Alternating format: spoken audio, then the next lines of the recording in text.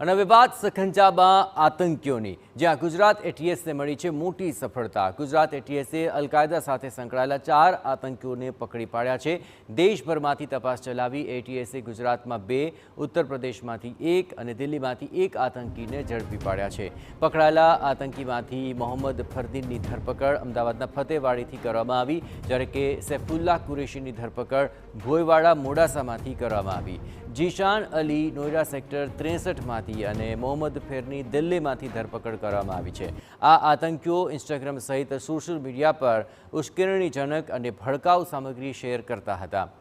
ગઝવાએ હિંદને લઈને વિડીયો અને ભાષણો દ્વારા આ યુવાનોને કટ્ટરપંથી બનાવવાનો પ્રયત્ન કરવામાં આવ્યો હતો। તેઓ પાસે અલકાયદાનું સાહિત્ય પણ મળ્યું છે। સૌથી પહેલા જે અમદાવાદ ફતેવાડીમાં રહેતા ફરદીનને ડિટેન કરવામાં આવેલ, આને પાસેથી અલકાયદાથી રિલેટેડ ઘણો બધો લિટરેચર પણ મળી આવેલ।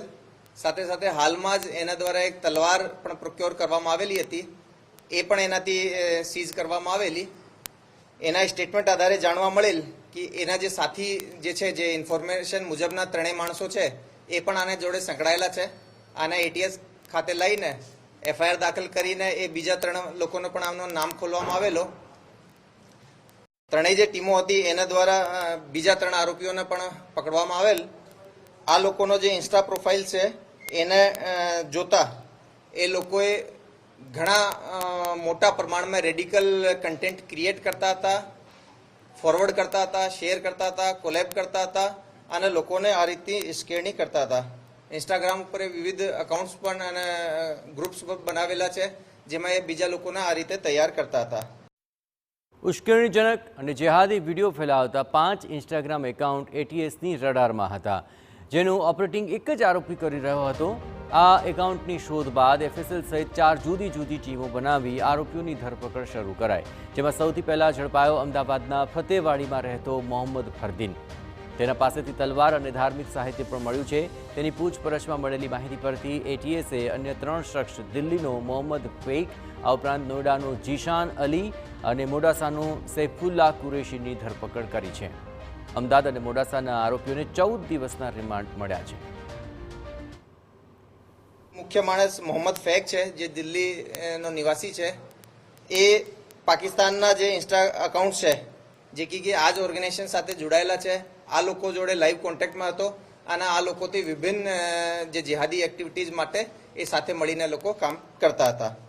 આ ચારેજને અહીંયા લઈને આપણે જે એફઆઈઆર કરવામાં આવેલી છે એમાં યુએપીએના સેક્શન 13, 18, 38, 39 અને બીએનએસની કલમ 113, 152, 196 અને 61 મુજબનો ગુના દાખલ કરવામાં આવેલ છે।